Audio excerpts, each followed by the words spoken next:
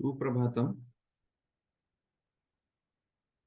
आज के संहिता अध्ययन को कंटिन्यू करते हैं प्रार्थना लेकर। ओम त्र्यंबकं यजामहे सुगंधिं पुष्टिवर्धनम् उर्वारुकमिव बन्धनात् मृत्युर्मोक्षीयमामृतात्। कल भल्लातक क्षीर हम लोगों ने पढ़ा था। भल्लातकानि उपह अनुपहतानि। आज अगर आवाज में कोई प्रॉब्लम आता है तो प्लीज बताइएगा। भल्लातकानि अनुपहतानि अनामयानि आपूर्ण रस प्रमाण वीर्यानि पक्व जाम्बव प्रकाशानि शुचौ शुक्रे वा मासे संगृह्य यवपल्ले माशपल्ले वा निधापय तानि चतुर्मास स्थितानि सहसी सहस्ये वा मासे। 4 महीने तक उनको रखा। पहले अनुपहत भल्ला तक लिए, आपूर्ण रसवीर्य प्रमाण और वीर्य वाले, पक्व जाम्बव प्रकाश, ब्लैक नहीं, पके हुए जामुन के जैसा, लगभग ब्लैक के नजदीक। शुचौ शुक्रेवा मासे, शुचौ शुक्रौ इति शुचि इति ज्येष्ठः, शुक्रस्तु आषाढ़ः। मासे संगृह्य, तब उनको कलेक्ट करके रख दे, यवपल और या माशपल, उनके जो तुष है उसमें संग्रहित करके रख दे। और ये जो 4 महीने हो जाएंगे, तानी चतुर्मास स्थितानि सहसी सहस्य वा मासे प्रयोक्तुम आरभेत। सहसी सहस्य इति पौषः, सह इति अग्रहायनः, मासे प्रयोक्तुम आरभेत। शीत स्निग्ध मधुर उपस्कृत शरीराः, उसके पहले शीत स्निग्ध मधुर से शरीर को उपस्कृत करना चाहिए। शीत उपक्रम, स्निग्ध उपक्रम, स्निग्ध उपक्रम में हमारा स्नेहन आएगा। मधुर औषधिया या मधुर द्रव्यों से खानपान हो, या उसका गामित्व पूरा हो गया हो, तृप्तता इन उपक्रमों से शरीर में आ गई हो, उसके पूरे लक्षण शरीर में आ गए हो, ये कंडीशन रहेगी। और उसके पहले पूर्वम दश भल्लातकानी, माने पहले आप 10 भल्लातक से शुरू करोगे। दश भल्लातकानी आपोथ्य, उसके अष्टगुण जल को डालोगे, कूट लोगे भल्लातक को, उसमें जल डालोगे और फिर उसका साधन करोगे, साधना करोगे, मतलब उबालोगे। तेषाम रसम अष्टभागावशेषम, 8 गुना जल डालकर अष्टावशेष करवाया है। और फिर पूतम सपयस्कम, उसको छान कर पय के साथ, दूध के साथ पीना है। सर्पिशा अंतर्मुखम अभ्यज्य, घृत को अंतर्मुख में लगाने के बाद। तानी एकैकम भल्लातक उत्कर्ष अपकर्षणेन, उत्कर्ष अपकर्षेण, एक एक भल्लातक को आप बढ़ाते बढ़ाते जाओगे और एक एक भल्लातक को बाद में कम कम करते आओगे। तो 10 के बाद 11, 11, 12, 13, 14, 15, 16। दश भल्लातकानी आत्रिंशत, 10 से लेकर 30 तक जाओगे आप, मतलब अगले 20 डेज प्रयोज्यानी। और उसके बाद अगले 20 डेज रिवर्सल करके आओगे, 29, 28, 27। न तो परम उत्कर्ष, 30 से ज्यादा नहीं खाने हैं। प्रयोग विधान सहस्र पर एव भल्लातक प्रयोग, 1000 भल्लातक का प्रयोग यहाँ पर हो जाएगा। जीर्णे च स सर्पिषा पयसा शाली षष्टि का आसनम उपचाराः, खाना डाइजेस्ट हो जाने के बाद सर्पी के साथ, दूध के साथ शाली षष्टि खाना है। प्रयोगांते च द्विहि तावत पैसा एवं उपचारा, जितने दिन आपने ये भल्ला तक का प्रयोग किया था, हर एक कोई 30 तक नहीं जाएगा।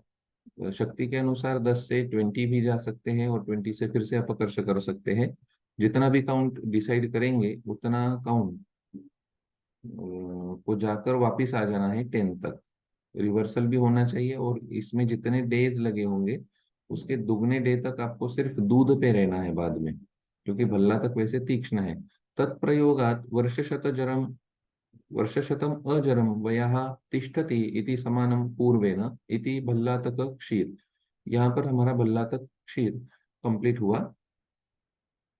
सहस्रपरो भल्लातक प्रयोग इति उपयुक्त भल्लातक संपीडनया यदा सहस्रम पूर्यते तदैव उपरमः कर्तव्यः। जब 1000 पूरे हो जाएंगे तब तभी आपने उपरम करना है। अर, सहस्रात् अर्वागपि च प्रयोग परित्यागः प्रकृत्यादि अपेक्षया भवति एव। आप 1000 ही खाओ, ये कोई कंपल्शन नहीं है। सहस्र संख्या पूर्णम च इह एकेन वर्धन ह्रास क्रमेण न भवति, तेन पुनः आवृत्त्या च 30 पर्यंतम प्रयोगाः कर्तव्यः। यहाँ पर आपके 1000 काउंट पूरा नहीं हो रहा है, लेकिन वो 1000 कैसे पूरा करना है, तो 10 से 30 तक आप गए, वापिस आ गए, एक बार रसायन सेवन किया और उसकी पुनः आवृत्ति की, ऐसे तेन पुनरावृत्त्या च 30 पर्यन्तं प्रयोगाः कर्तव्याः। यथा हि भल्लातक प्रयोग अभ्यासेन सहस्रसंख्या पूर्णं भवति, तथा कृत्वा परित्यागः कर्तव्यः। एक बार नहीं, बार बार करके आप जब 1000 भल्लातक खा लोगे, उसके बाद उसका परित्याग बोला है।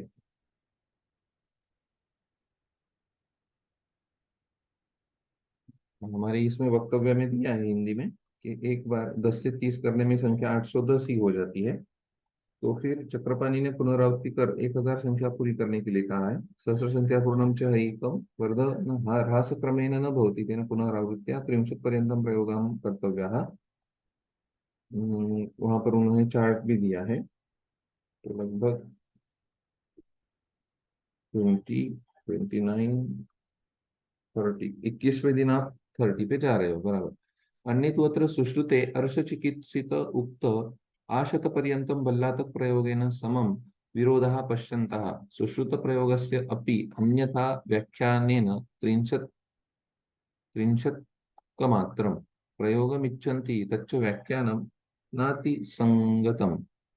किंच सहस्रद्वयस्य तत्र उपयोगो विहितः अत्र सहस्रपर्यन्तः प्रयोगः तेन व्याधिविषयो अन्य एव स प्रयोगः अयं तु रसायन विषयः। सुश्रुताचार्य ने जो अर्श चिकित्सा में बल्लातक का प्रयोग कहा है, वहां पर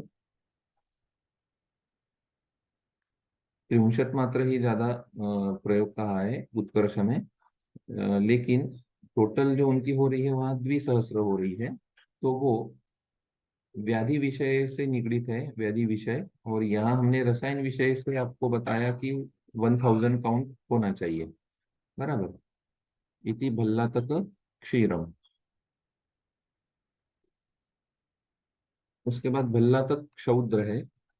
भल्लातकानां जर्जरी कृतानां पिष्ट स्वेदनम पूरयित्वा भून्मो आकंठम। जर्जरीकृत मतलब कूट के, उनको कूट लिया। भल्लातका नाम जर्जरी कृता नाम। पहले इसमें ग्रहण बता दिया था, भल्लातक को कैसे लेना है, उसी को यहाँ समझना पड़ेगा। भल्लातक क्षीर में भल्लातक कैसे संग्रहण करना है और फिर उनको कैसे रख देना है, ये कंडीशन अगले सभी भल्लातक रसायनों के लिए लागू रहेगी। कि आपको पंको जाम्ब प्रकाश पूर्ण रस प्रमाण वीर्य वाले भल्लातक कलेक्ट करने हैं शुचौ शुक्रो मासे, ज्येष्ठ आषाढ़ में, और 4 महीने उनको रख देने हैं। उसके बाद आपको उनका जो उपयोग करना है सहसी सहस्य व मासे, मतलब पौष में, अग्रहायण और पौष में करना है। कैसे करना है, तो शीत स्निग्ध मधुर उपस्कृत शरीराहा, ये हमें ध्यान में रखकर ही अगले भी पढ़ने पड़ेंगे। तो इसका अगला जो भल्ला तक शब्द आता है क्षीर के बाद, तो वहां भी यही कंडीशन रहेगी। तो ये भल्ला तक जर्जरी कृता नाम, संख्या बताई नहीं। पिष्ट स्वेदनम पूरयित्वा, जर्जरीकृत करने के बाद पिष्ट स्वेदनम,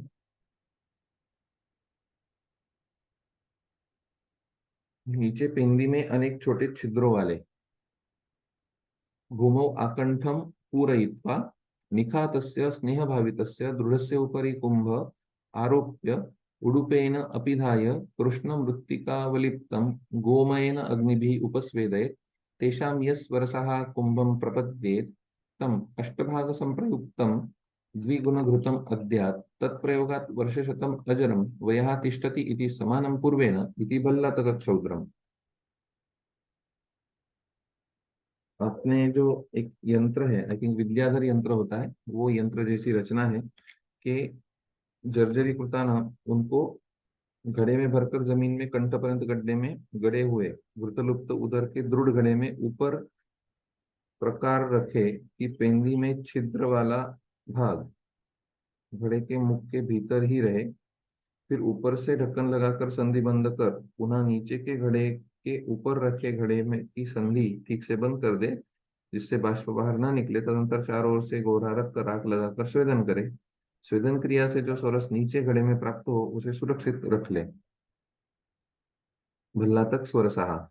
ऊपर के घड़े में भल्ला तक रखने हैं और जमीन में पूरण करना है। नीचे खाली घड़ा एक रखना है, उसके ऊपर भल्ला तक युक्त घड़ा रख देना है उल्टा कर कर, और दोनों का संधि कर देना है। लेकिन ये जो है पृष्ठ स्वेदनम पूरयित्वा, मतलब भल्ला तक को घड़े के नीचे चिपका देना है, वो नीचे ना गिरे।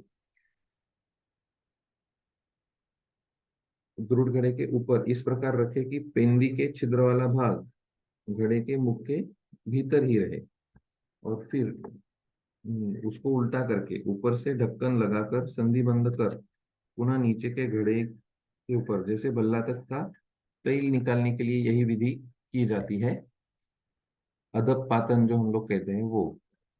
तो यहाँ पर संख्या दी नहीं है, इसलिए 10 बिलावे का स्वरस की एक मात्रा से शुरू कर 30 बिलावे के स्वरस तक पुनः घटा बढ़ाकर प्रयोग करते हैं। 1000 बिलावों का ही सेवन किया जाए ऐसी कोई आवश्यकता नहीं। वर्तमान काल में एक्चुअली ये बराबर है कि आधा ग्राम तक की मात्रा घृतावलिप्त मुख में दूध के साथ लेना उपयुक्त होगा। इससे मधु की मात्रा विशेष होने से इसका नाम भल्ला तक शोधर रखा गया प्रतीत होता है। यह रसायन अर्श रोग में अहितकर है, अहितकर है अर्श रोग में। अतएव सुश्रुत एवं वाग्भट ने अर्श रोग में इसका प्रयोग का उल्लेख किया है। कुछ अलग दिखता है, देखते हैं। पिष्ट स्वेदनम तत् यत्रस्थ पिष्टकम उपस्वेदते, उसका पिष्टक बनाकर आपने भल्ला तक जर्जरीकृत कर दिया, उसका पिष्ट करा दिया और उसको लेप कर दिया घट के अंदर। तदुपरि यत पिधान पात्रम तच्च यह सछिद्रम ग्राह्यम, तो फिर घड़े को नीचे से लेप कर दिया, सीधा रखा था तब, उसके ऊपर पिधान रखा, उसमें छिद्र होना चाहिए और उसको उल्टा कर दिया। अन्यथा ऊपर स्थितम भल्लातक पातच्युतः स्नेहो न अधोयाति, तो भल्लातक ही नीचे आ जाएंगे।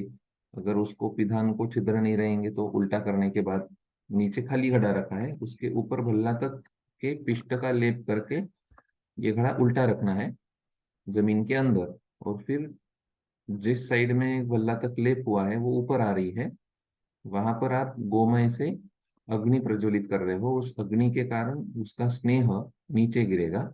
उस स्नेह को लेकर कुंभस्य आरोप्य उडेन अपिधाय कृष्ण मृत्तिकावलिप्तम गोमय अग्निभिः उपस्वेदयेत्, तेषां यस्वरसः कुंभं प्रपद्येत् तम अष्टभाग संप्रयुक्तम मधु संप्रयुक्तम, अष्टभाग मधु संप्रयुक्तम, 8 भाग मधु, एक भाग भल्ला तक स्वरस और उसके 8 भाग, तम अष्टभाग संप्रयुक्तम द्विगुना घृतम अद्याप, और डबल वाला घी डालकर वो पीना है।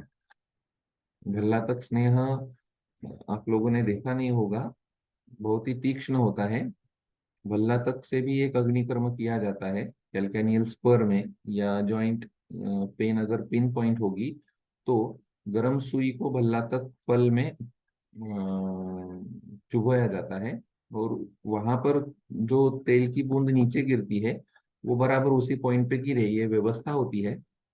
तो उसके बाद ये अग्निकर्म कराने के बाद वेदना हमेशा के लिए चली जाती है ऐसा अनुभव होता है। बहुत ही तीक्ष्ण होता है। स्ट्रॉन्ग एनाफिलेक्सिस भी आ सकता है भल्ला तक स्नेह का।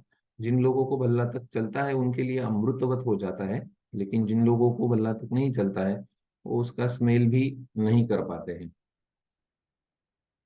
भल्ला तक क्षौद्र बोला है, ये ले रहे हैं भल्ला तक का तैल लेकिन बोल रहे हैं भल्ला तक का क्षौद्र, क्योंकि फिर वो वक्तव्य सही लगता है कि वहां पर जो मधु की मात्रा है वो अष्टभाग है। एक बूंद अगर भल्ला तक स्नेह है तो 8 बूंद मधु होगा, 8 गुना, और उसके द्विगुण होगा घृत। उसके बाद भल्ला तक शौद्र के बाद भल्ला तक तैल कहते हैं कि भल्ला तक तैल पात्रम सपयस्कम मधुकेन कल्केन अक्षमात्रेण शतपाकम कुर्यात् इति समानम पूर्वेन इति भल्ला तक तैल। पूर्व योग में बतलाए गए प्रकार से भिलावे का जो तेल निकाला है हमने अधपाकन विधि से, उसमें से एक आढ़त तेल लेना है, 4 आढ़त दूध, भल्ला तक तैल पात्रम सपयस्कम दूध के साथ, और मुलेठी मतलब आपकी ज्येष्ठ मधु, यष्टि मधु मधुकेन कल्केन, मधुका का कल्क, यष्टि मधु का कल्क, अक्षमात्रेण, ये अक्षमात्र होगा, एक अक्ष ये मात्रा है, और उसके शतपाकम कुर्यात इति समानम पूर्वेण, उसके 100 पाक कराने हैं आपको। गल्ला तक तैल को लेकर एक अड़क तैल, 4 अड़क दूध और एक कर्श मधुक कल्क, यष्टि मधु कल्क डालकर तैल पाक विधि करना है, और ऐसे 100 टाइम्स पाक रिपीट करना है। इति समानम पूर्वे ने ये बोल दिया, तो फिर जो ये तैयार हो जाएगा उसको भल्ला तक तैल कहा गया। ओके, मुश्किल है ना, जिनको भल्ला तक अप्रिशिएट नहीं हो पाएगा, ऐसे लोग तो ये कर ही नहीं पाएंगे। एक पाक की कल्पना ही गड़बड़ कर सकती है, वहां पे शतपाक बोला है, लेकिन करने के बाद इति समानम पूर्वेन माने पहले जो बोले हैं वर्ष शत शतम अजरम तया तिष्ठति इति, फिर से वहां समानम पूर्वेन है, तो और पीछे जाओगे, सीधा जाओगे आप, मतलब अवलेह में है ना, नहीं,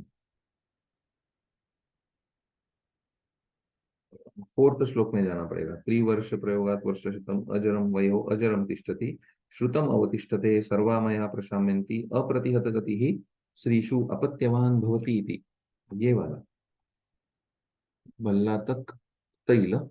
आगे चलते हैं, भल्लातक तैलमिति अनंतर उक्त विधानेन गृहीतो भल्लातक स्नेह। ओके, पहले ही विधि से जो बताया था उससे गृहित वाला स्नेह वही भल्लातक तैल है।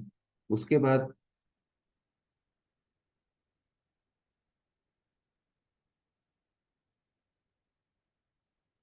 भल्लातक सर्पि, भल्लातक क्षीरम, भल्लातक क्षौद्रम, गुड़ भल्लातकम, भल्लातक यूषः, भल्लातक तैलम, भल्लातक पललम, भल्लातक सत्तवाः, भल्लातक लवणम, भल्लातक तर्पणम इति भल्लातक विधानम उक्तम। यहाँ पर जो हमने 10 लगभग है, भल्लातक सर्पि इति आदयो 10 प्रयोगाः, ये 10 प्रयोग है। अत्र च यथा योग्यतया भल्लातकेन सर्पिरादीनां संस्कारः संयोगश्च ज्ञेयः। तो भल्लातक से सर्पी आदि का संस्कार और संयोग आपको जानना है।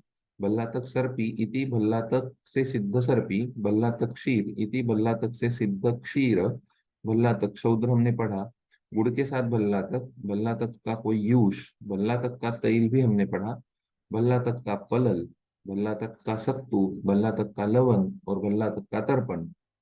यदुक्तम जतुकर्णे, जतुकर्ण ने क्या कहा, भल्लातक संयुक्त संयुक्तानि च घृत क्षीर क्षौद्र गुड़ यूष तैल पलल सत्तु लवण तर्पणानि इति, एवं च सर्पिः क्षीर यूष तैलानां संस्कारो यथा न्यायम भल्लातकेन।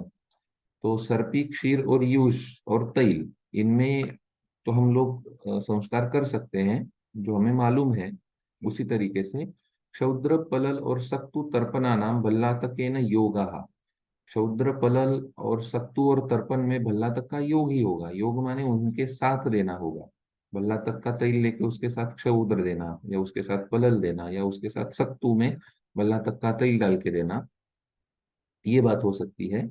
लेकिन सर्पी क्षीर यूष और तैलों में उसका संस्कार होगा, माने वो उसके साथ पकाया जाएगा, उसके लिए उसको संस्कार कहेंगे। क्षौद्र पलल सत्तू में उसका सिर्फ योग आएगा, संयोग आएगा। गुड़ लवण योस्तु संस्कार, गुड़ और लवण में तो उसका संस्कार ही कहा जाएगा या संयोग कहा जाएगा।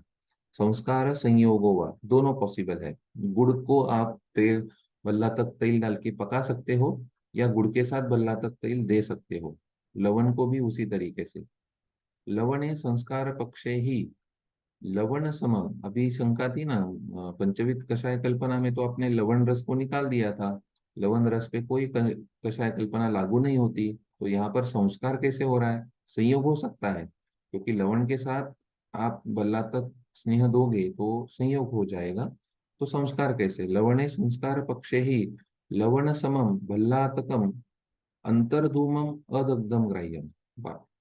तो भल्ला तक का ही लवण अंतर्धूम पद्धति से अगर आप करोगे दहन, दहन मतलब अग्नि संस्कार जो हमने यंत्र में किया था, अधपातन विधि जो यूज की थी, वैसे ही विधि में अंतर्धूम पद्धति से जब भल्ला तक को पूरा दग्ध कर दोगे, तो जो बचेगा वहां पर लवण के समान, जो बचेगा भल्ला तक, उसको ही भल्ला तक लवण कहो।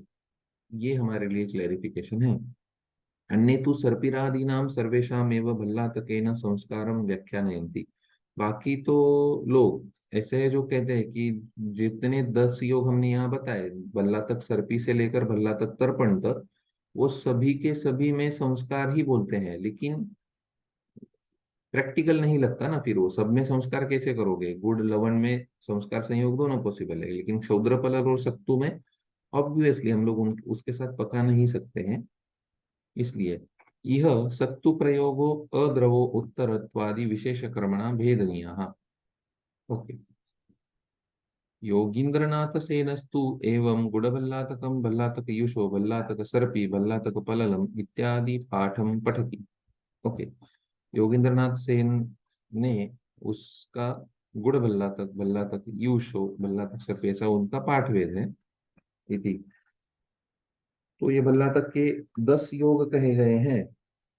ये इस अध्याय की पिकुलरिटी है। जब आपको पूछा जाएगा कि प्राणकामीय रसायन पाद की शुरुआत हमारे इस अध्याय की हुई थी प्राणकामा से, उसके बाद अमल की रसायन बताए थे हमें, अम्लक घृत, अम्लक अवलेह, अम्लक चूर्ण, और उसके बाद सीधे ही गए नागबला रसायन, 19 बलादी रसायन, और उसके बाद भल्ला तक। तो क्या क्या कंटेंट है ये भी इम्पोर्टेंस बेयर करता है कि आप पहले अध्याय में हरित की आमलकी की बात करते हो, उसके बाद ब्रह्म रसायन च्यवनप्राश बताते हो, और उसके बाद दूसरे अध्याय में प्राणकामीय में आपने, हाँ, अमल का ग्रोथ, अमल के योग बताने के बाद नागबलादी रसायन बताया, और उसके बाद भल्ला तक बताया। तो ये हम लोगों को समझ के याद भी रखना पड़ेगा इस एंगल से। भवंती चात्र भल्लातकानी तीक्ष्णानी पाकिनी अग्नि समानी च। तो ध्यान में रखिए कि भल्लातक कैसा है? तीक्ष्ण है, पाकी है और अग्नि समान है। भवंती अमृत कल्पानी प्रयुक्तानी यथा विधि। और ये अमृत कल्प हो जाएंगे जब आप इनको यथा विधि प्रयोग में लाओगे तो। एते दश विधास्तु एषा प्रयोगः संपरिकीर्तिता, प्रयोगः परिकीर्तिताः। हमने यहाँ पर उसके 10 प्रयोग आपको बताए। रोग प्रकृति सात्म ज्ञान प्रयोगान प्रकल्पयेत। जो रोग प्रकृति और सात्म्य को जानने वाला है, वो उसके प्रयोगों को करे। जो रोग प्रकृति सात्मज्ञ नहीं है, वो उनके प्रयोगों को ना करे। सीधी बात। कफजो न स रोगोस्ति विबंधोस्ति कश्चन यम न भल्लातकम हन्यात् शीघ्रम मेधाग्निवर्धनम।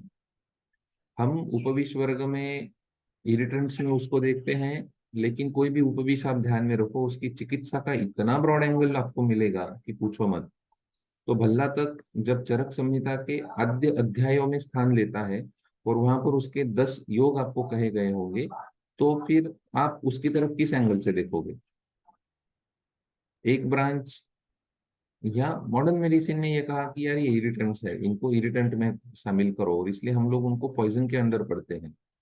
लेकिन अगध तंत्र में भी उनका जो वर्णन आया है वो उपविष के एंगल से आया। लेकिन ये लोग, ये सभी महाविष उपविष वर्ग जो है, ये चिकित्सा में एक विशेष स्थान अपना बेयर करते ही करते हैं। जो रूटीन मेडिसिन जो कही गई, उनसे तीक्ष्ण वीर्यता, उत्कृष्ट प्रभाव के कारण इनको इस वर्ग में स्थान मिला। और आज अपने एक उसमें से भल्ला तक को देखा कि ये भल्ला तक के 10 योग रसायन में स्थान प्राप्त करते हैं, और इस तरीके से हम लोग कर सकते हैं। तो भल्ला तक की महत्वपूर्ण प्रशस्ति जो सार कहा गया वो इस श्लोक में कहा गया। कफजो नस रोगोस्ति, ऐसा कोई कफज रोग नहीं है। न विबंधो अस्ति कश्चन, ऐसा कोई विबंध नहीं है जिसको भल्ला तक हनन नहीं कर पाएगा। और साथ में शीघ्र ही आपकी मेधा और अग्नि का वर्धन करा देगा। शीघ्र मेधा अग्नि वर्धनम, जल्द से जल्द मेधा और अग्नि का वर्धन आपका करा देगा। इति भल्लातक विधि ही। ऐसे तरीके से भल्लातक की विधि आप जानो। और इसके बाद प्राण कामा पुरा जीर्णाः चवनाद्या महर्षयः रसायनैः शिवैः एतैः बभूवुः मितायुषाः ब्राह्मं तपो ब्रह्मचर्यम् अध्यात्म ज्ञानमेव च दीर्घायुषो यथा कामं संभृत्य त्रिदिवं गताः तस्माद् आयुः प्रकर्षार्थं प्राणकामैः सुखार्तिभिः रसायन विधि सेव्यो विधिवत सुसमाहितैः। प्राचीन काल में प्राण कामः पुराः जीर्णाः च्यवनाद्या महर्षयाः, जो प्राण काम थे, जिनको प्राण की कामना थी, खुद के आयुष्य के कल्याण की कामना थी, ऐसे जो जीर्ण हो गए थे, थक गए थे, पहले पुरा हमारे पूर्वज च्यवनादि महर्षि रसायन से शिव ही एत ही बभूवु मितायुषः, रसायन विधि से दीर्घायुष्य प्राप्त किया। बभूवुः मितायुषः, उनको मितायुष मिला, ये ध्यान में रखिए, लॉन्ग नहीं लिखा, मितायुष। मितायुष मतलब जितना आवश्यक था उनके काम के लिए। हमारे कल्चर ने आयुष्य का ध्येय ध्यान में रखा है। हमें आयुष्य किसी ध्येय से मिला है और वो ध्येय प्राप्ति जब तक होती नहीं है तब तक आयुष्य का सार्थक होता नहीं है। इस एंगल से मितायुष मतलब मेरा जो लाइफ एम होगा, हम लोग डिसाइड करें और उसको याद करें। सवेरे जो हमारे हम लोग पूजा करते हैं भगवान के सामने और खुद के गोत्र का उच्चार करते हैं, उस ऋषियों का जो स्मरण करते हैं, तब हमें हमारे आयुष्य का ध्येय समझ में आता है। जो ऋषियों के कुल को, गोत्र को हम प्रदर्शित करते हैं, उस गोत्र का, उस ऋषि का, उन ऋषियों का जो ध्येय था वही हमारा ध्येय है जीवन का।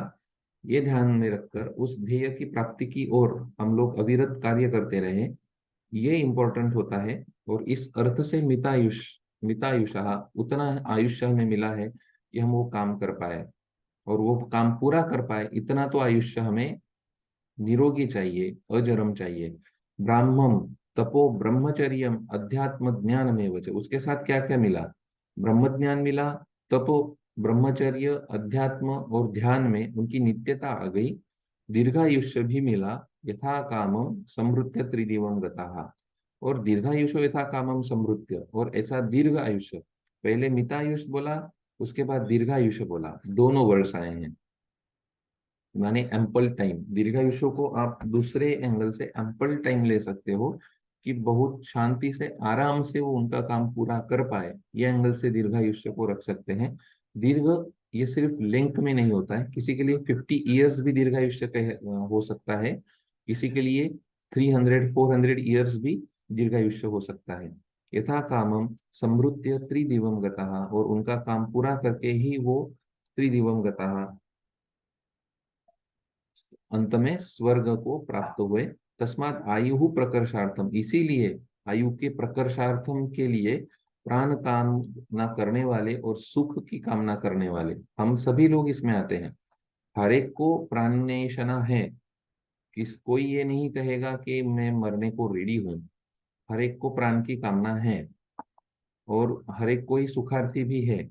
इसलिए रसायन विधि सेव्यो विधिवत सुसमाहित ही। ये जूम मीटिंग का 10 मिनट्स का नोटिफिकेशन आ गया है। आज हम लोग कंटिन्यू करेंगे जब तक वो एंड नहीं होता है, बस ये मैं पहले से बता के रख रहा हूँ, इसलिए कि अगर प्रेयर छूट गई तो हम लोग प्रेयर कर लेंगे। आगे चलते हैं।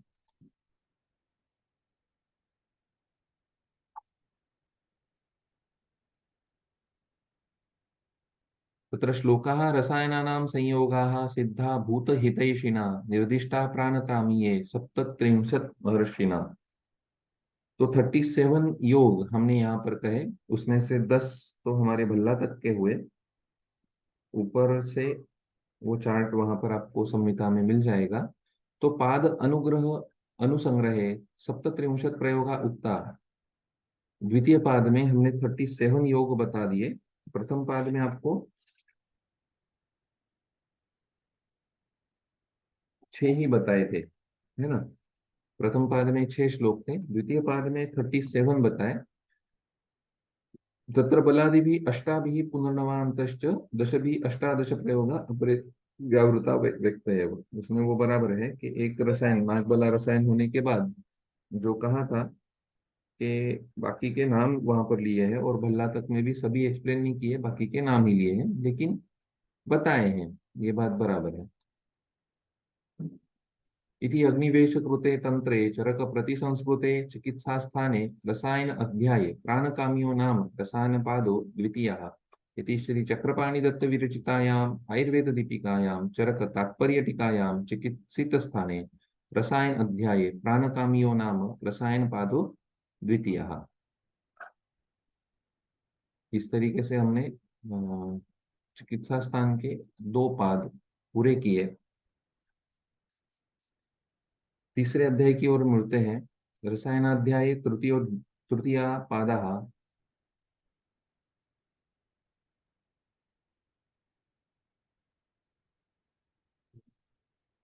इतिहस्माः भगवान आत्रेयः।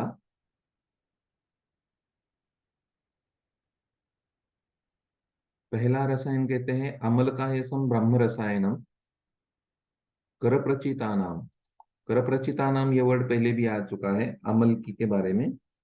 करप्रचित इति महग अथवा फाल्गुन, बराबर। माघ और फाल्गुन की बात हमारी हुई थी। माघ और फाल्गुन कब आता है वो आप भी एक बार देख लो।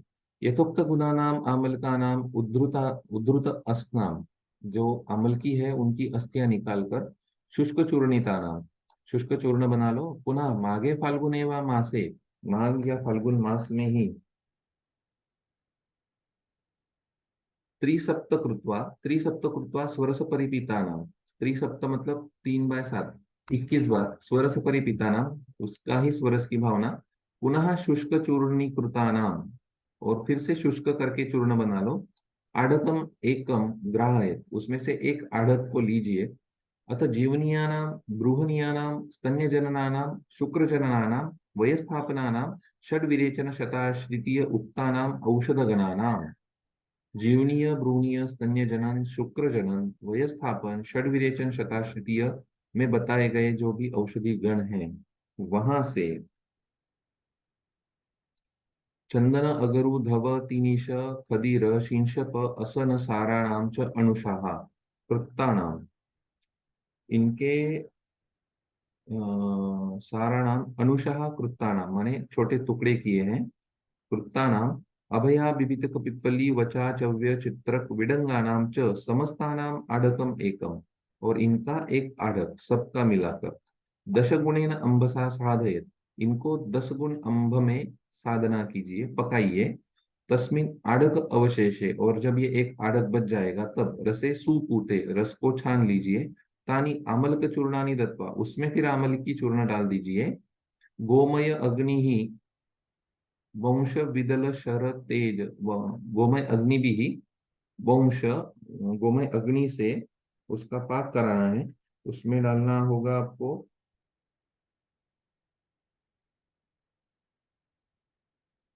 वंश विदल शर तेज अग्नि भी वा, ओके। कोई भी गोमय या अग्नि से या वंश विदल शर तेज इनकी अग्नि से साधयत यावत अपनयात रसस्य, जब तक रस चला नहीं जाता। तम अनुपदग्धम, अनुपदग्धम जलना नहीं चाहिए। उपरुक्त्यम आयसीषु पात्रीषु, लोहे के पात्र में। आस्तीर्य शोषयेत, आस्तीर्य माने लेप कर दो। लोहे की कढ़ाई अगर होगी तो उसको फैला दो वहां पर, या लोहे के कोई बड़ा पात्र हो उसमें फैलाकर सूखने दो। जब तक रस उड़ नहीं जाता तब तक भूनना है। उसमें जलने नहीं देना है, उसके पहले ही निकाल लेना है और सुखा लेना है। सुशुष्कम च तत् कृष्ण आजीनस्य उपरि दृषदि श्लक्ष्णपिष्टम, श्लक्ष्णपिष्टमया स्थाल्याम निधापयत सम्यक। कृष्णजिनस्य उपरि, कृष्णजिन मतलब कृष्ण मृग चर्म पर रखकर पीस लेना है बाद में। दृषदि श्लक्ष्ण पिष्टम, श्लक्ष्ण पिष्ट करके थाली में रख दे। तच्चूर्णम, तच्चूर्णमय अष्टभाग संप्रयुक्तम मधु सर्पिभ्याम अग्निबलम अभिसमीक्ष प्रयोजयति। उस चूर्ण को लोहे के भांडे में सुरक्षित रख दे, वो ठीक है। लेकिन इन्होंने बताया कि 2 ग्राम मात्रा लेकर, अब ये 2 ग्राम कहाँ से आया वो समझ में नहीं आ रहा है। निदापयत सम्यक, तच्च टीका में होगा तच्चूर्णमय चूर्णम अयश्चूर्ण अष्टभाग संप्रयुक्तम, अष्टभाग अय चूर्ण मिलाकर। अब ये अष्टभाग का पहले श्लोक में मीनिंग लिया था 8 गुना घृत के बारे में, भल्ला तक क्षुद्र में अगर आप देखोगे। और यहाँ पर देख रहे हो तो अष्टभाग इति चूर्ण से 8वां भाग, अष्टभाग संप्रयुक्त मधु सर्पिभ्याम, मधु सर्पी के साथ अग्निबल की समीक्षा रखते हुए सर प्रयोजन करे। हाँ, बोला बोलिए। था क्षुद्रम अभी मुझे 1/8 पार्ट ही बोला है, मतलब बुक में ऐसा ही लिखा है कि 1/8 पार्ट लेना है मधु कला का क्षुद्र में। कहाँ पे? भल्ला तक शूद्र में? अभी हाँ 8वां भाग ही लेना है, 8 भाग नहीं लेना है, और जो घी है वो भी वो 2 गुना लेना है, ऐसा बुक में ऐसा लिखा है। एक्चुअली बुक के ट्रांसलेशन में 8 भाग मधु लिख दिया है उन्होंने, लेकिन अष्टभाग मधु संप्रयुक्तम ही है। तो अष्टभाग माने 8वां भाग ही होना चाहिए, बराबर है। वो आठ उसमें भला का क्षुद्र में 8वां भाग ही बोला है।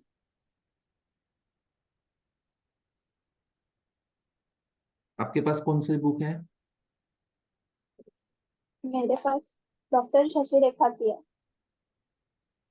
ओके, तो वहाँ 8वां भाग लिखा है, हाँ उधर 8वां भाग लिखा है। 1/8 लिखा है ना? हाँ 1/8 पार्ट है। हाँ, वही होना चाहिए, मैं वही कह रहा हूँ। लेकिन हमने जो टीका में पढ़ा ना, मैं हम बाद में जाते हैं वहां पर, टीका में वो लिखा है कि हाँ। वहाँ पे क्षुद्र की मात्रा ज्यादा है, तो 1/8 ये कोई ज्यादा मात्रा नहीं होती है। और हम्म। द्विगुण घृत, तो द्विगुण घृत हो जाएगा, घृत इससे ज्यादा, तो वो भला तक क्षुद्र नहीं रहेगा, घृत की मात्रा ज्यादा हो जाएगी, ये बात आएगी वहां पर। हाँ। इसलिए वो क्षुद्र की मात्रा ज्यादा होनी चाहिए। तो अष्टभाग, तम अष्टभाग मधु, इसका ढूंढना पड़ेगा हमें एक बार, ब्रह्मानंद की इसमें भी देखना पड़ेगा, देखते हो उसको। हाँ और भला तक तेल में आपने वो जो भला तक तेल पात्र सफायस्तम मधुपेन कल्केन अष्टभागेन लिखा है मेरी बुक में श्लोक, और आपने अक्ष मात्रा बोला है, कल्केन अक्ष मात्रा ऐसा। हाँ, वो भी पाठभेद और देखना। टीका में अक्षमात्र ही लिखा है यहाँ पर। हाँ और मेरी बुक में कल्केन अष्टभागेन ऐसा लिखा है, तो वो भी देखना है। हल्के ना अष्टभागे ना, ओके, तो अष्टभाग, अष्टभाग नहीं होगा, 1/4 तो होगा ना तेल के। नहीं देख, मधु का जो मधु का खर्च बोला है वो अष्टभाग बोला है ऐसा। एक बार देखते हैं उसको, वो पाठभेद होगा। हाँ ठीक है। ठीक है। हम प्रेयर ले लेते हैं, टाइम खत्म होने में आ रहा है, शायद मीटिंग एंड हो जाएगी, कंटिन्यू रही तो हम लोग कंटिन्यू करते हैं। गुरुर्ब्रह्मा गुरुर्विष्णु गुरुर्देवो महेश्वरा, गुरु साक्षात् परब्रह्म तस्मै श्री गुरवे नमः। अगर टाइम एंड हो गया और मीटिंग चली गई, इसके लिए प्रेयर ले ली, तो तब तक पढ़ते हैं, मीटिंग अपने आप एंड होगी तो होगी। तो यहाँ पर हमने जो देखा, श्लक्ष्ण पिष्टमया स्थाल्याम निधापयत सम्यक तच्चूर्ण चूर्ण आ तच्चूर्णम अयश्चूर्ण अष्टभाग संप्रयुक्त